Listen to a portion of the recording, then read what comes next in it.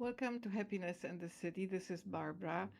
It is a very beautiful day today, and it is a wonderful opportunity for us to focus on happy things, which in original documents of American founding is one of the rights, right to life, right to um, uh, uh,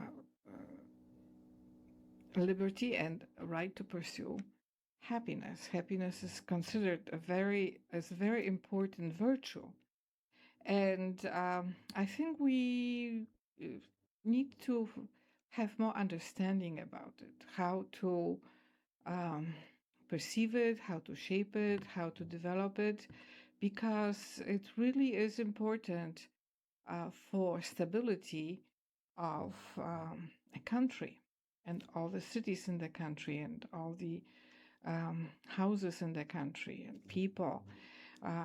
When people are happy and content, they tend to um, focus on good things. Let's today look at continuation of King David's words. I really think it is an incredibly um, majestic political science.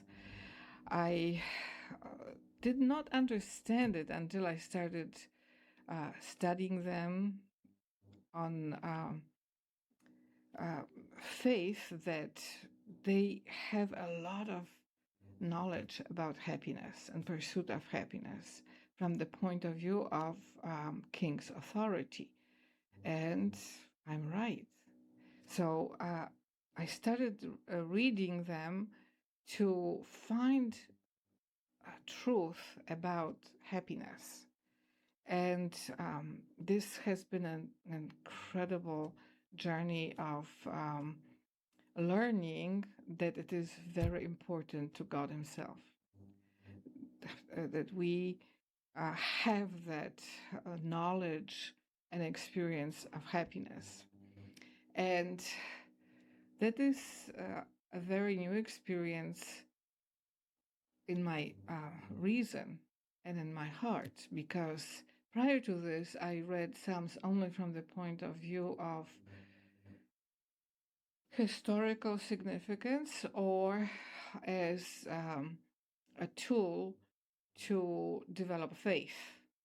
So those are different purposes. One is to connect with heritage, and the other one is to develop knowledge about God and salvation. But this is a way of reading to understand the connection between King's teachings in the Psalms and happiness in the city. So this has been a very amazing adventure for me, and I encourage you to do it too from within your context and um, interest. But it's like having website to reach God's ears and to hear from Him. So it is very empowering when it's read with that intention. And let's continue today. Today, let's start with Psalms 73. The first passage is, "Truly God is good to Israel, even to such as are of a clean heart." So this is a passage of God's goodness to Israel, but also importance of those with a clean heart. And I don't quite understand whether he means of good heart anyone who is not part of Israel, so that Israel would have that goodness from God just by default, but those who are of clean heart are other people. So I think that this is what I understand now, that God is good to Israel and to all of those who are of a clean heart. And I think that is a way to know that God is paying attention to his entire creation, to everybody. And I think that we don't have that understanding, because today there's a lot of focus on divisiveness, making divisions, separations, making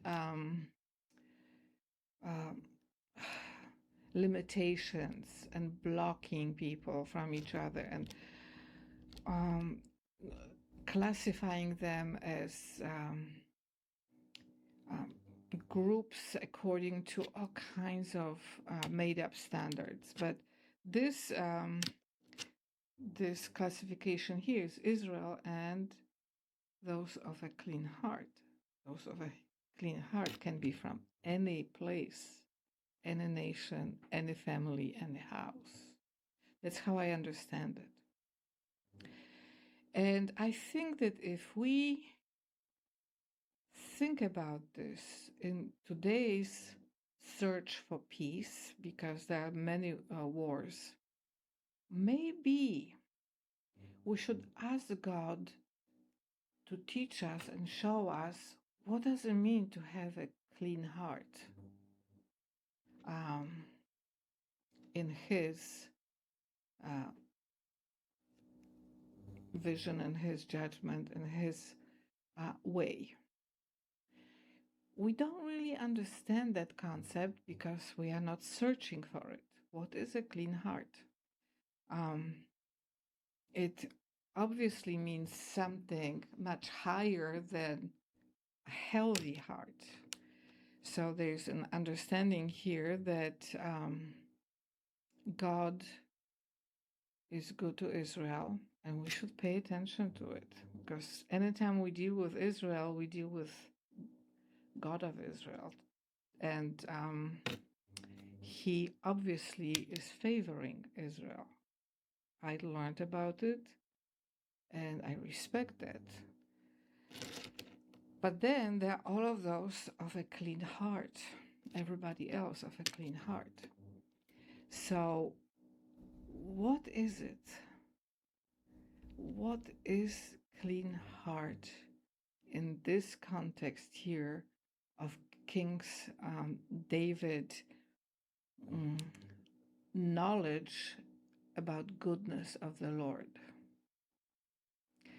And I'm asking a question because, frankly, I don't know myself yet what it is in this context. I know in context of faith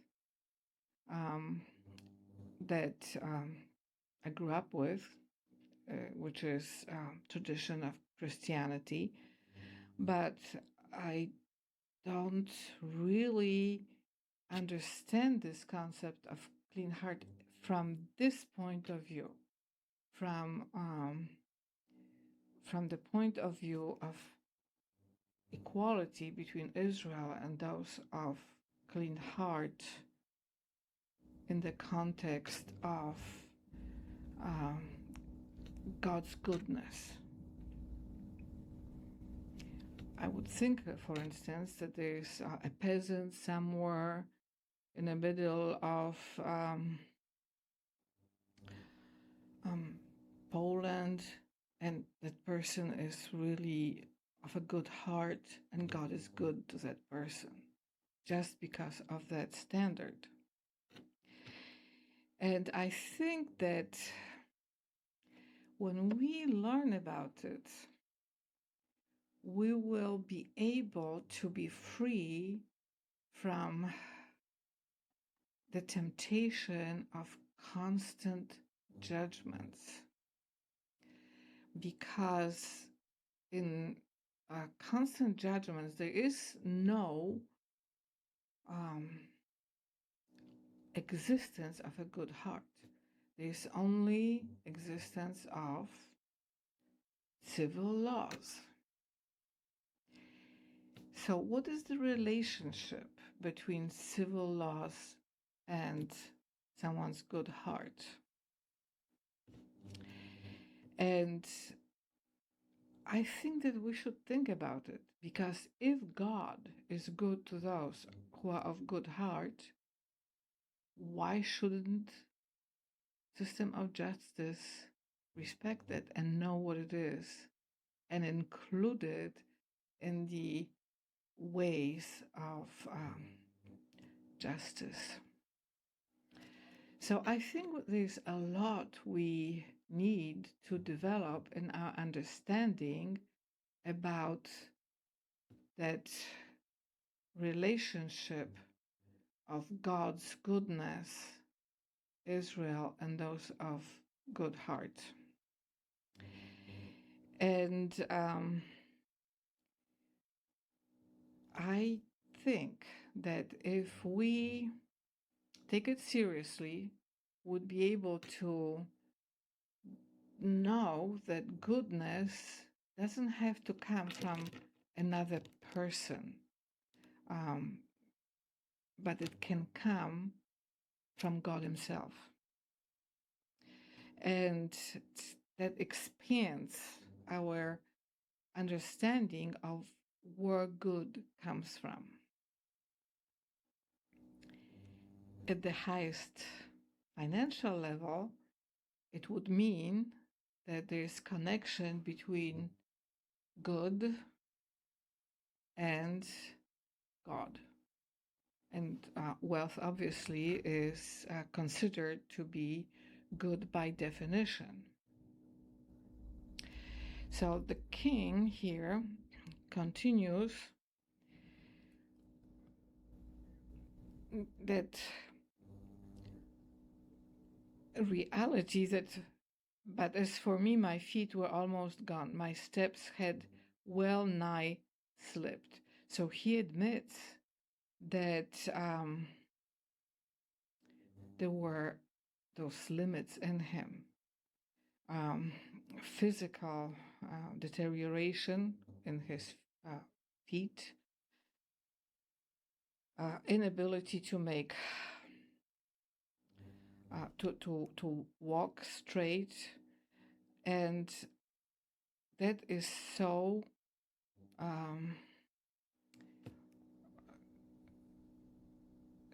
so true of defining the fact that he needed good from the Lord, from God, to be free from that.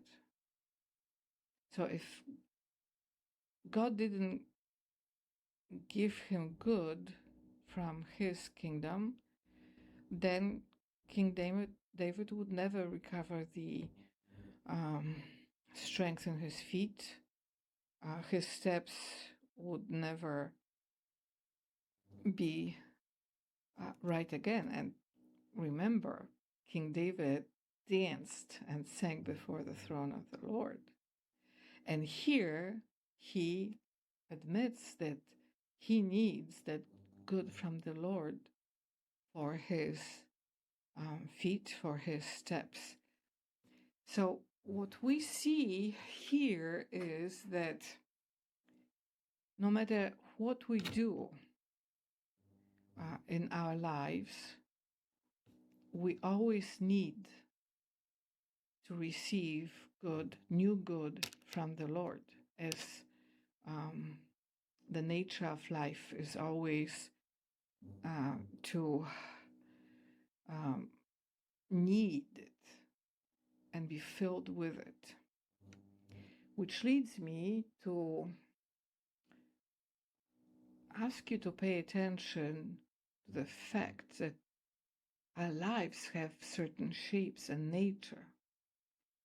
And today, when people's feet almost gone, or they have difficulty with their ways, they tend to blame somebody.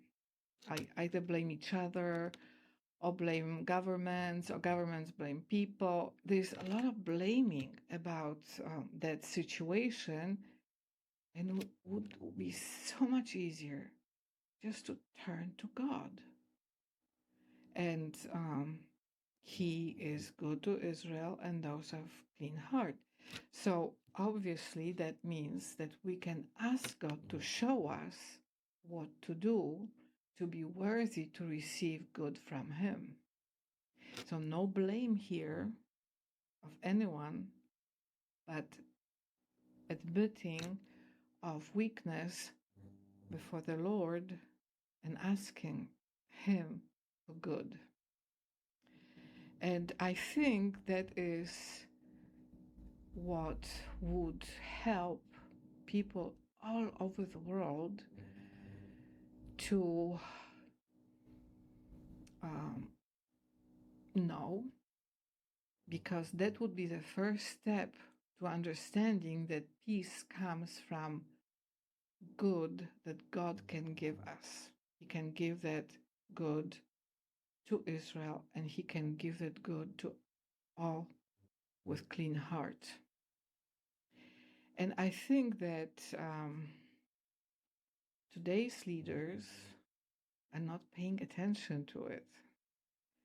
And if you listen to conversations about major political developments, it's very divisive and very exclusive, very demanding, focusing on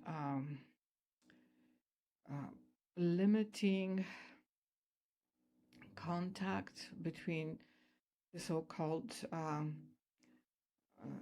nations that do not fit in. And this is not a good thing. This is right now the state of affairs in world politics. But here we see that it doesn't have to be that way.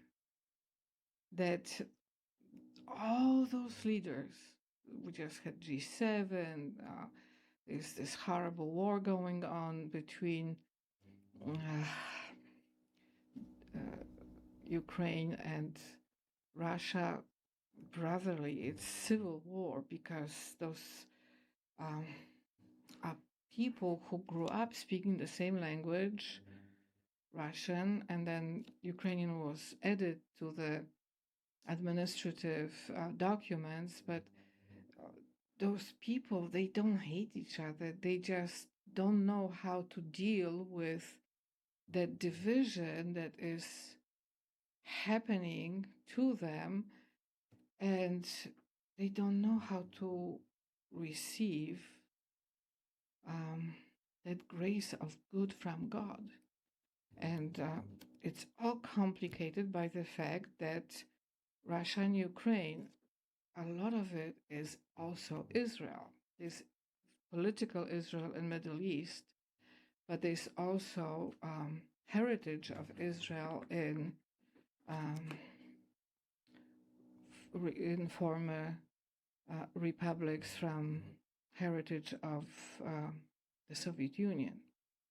So God is interested in that, because by nature He's good to Israel, but also good to those who are of a clean heart. And many people in those areas have clean hearts by the fact that they pray to God and search for it.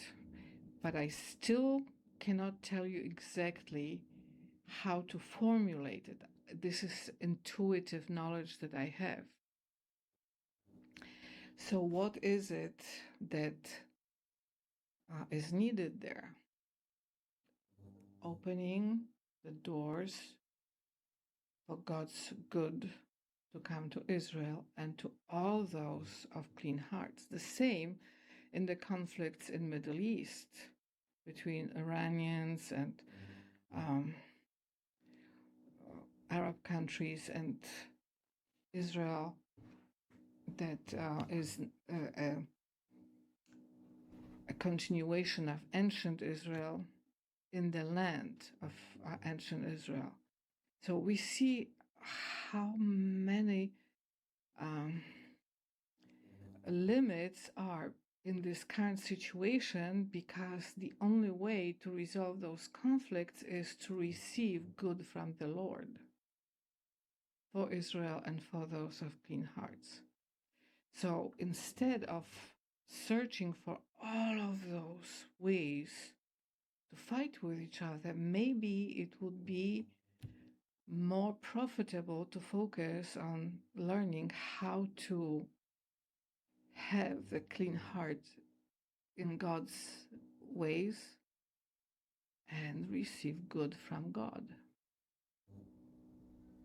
This is higher than democratic organization. This is connection to goodness that is universal. God can universally bring that good to anyone of a clean heart, and by default also to Israel. He makes an exception to Israel because of his covenant with Abraham and his son Israel. So we need to rethink a lot of political science in that light and admit that there is something extremely valuable that can come to us, to all countries of the world, from God. But there are certain things that have to be done in order to receive that good from the Lord. So I encourage you to search for it. I'm going to continue searching for it, especially the mystery of what it means to have a clean heart, and also more about significance of Israel in God's generosity of good. And I think that if we expand our capacity of searching for good to include that knowledge that God is the provider of good, maybe for the first time in the history of the world would be able to receive it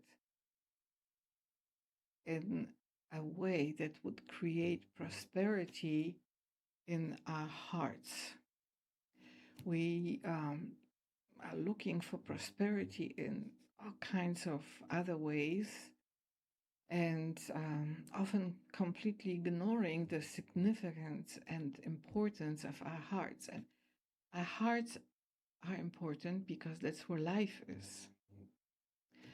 So why is it that if you pay attention to what is happening in political communication today, no one talks about the importance of national hearts, clean hearts, this focus on security? But what kind of security is out there when the heart is barely breathing, or when the heart is not clean? And I will ask God to provide that knowledge of the meaning of a clean heart for me and for you, and for all of those in the world that are looking for ways to bring in true prosperity to the world. And that has to include our hearts. And that is very important because that would create security of life in our hearts. So it is a form of security, but it's not political.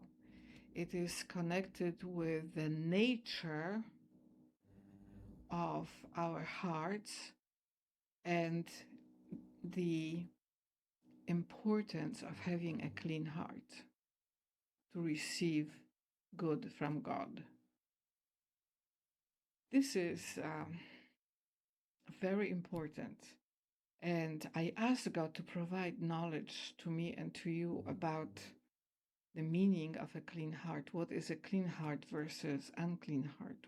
What creates that uncleanliness in the heart? How to provide the rescue to our hearts by cleaning them. And I think that this is the priority today in the entire world. Because if, for instance, two nations fight with each other and they have unclean hearts, there is not going to be a good outcome in that conflict. But if both sides start asking God to show them how to receive help to have their hearts cleaned by God Himself, then that will follow by good coming from the Lord. The greatest thing about doing anything with God is that He is the one who will clean the hearts. So we don't have to expect this from anybody else, from ourselves or anybody else. He will clean and show the right way to receive good. And when this happens, peace enters.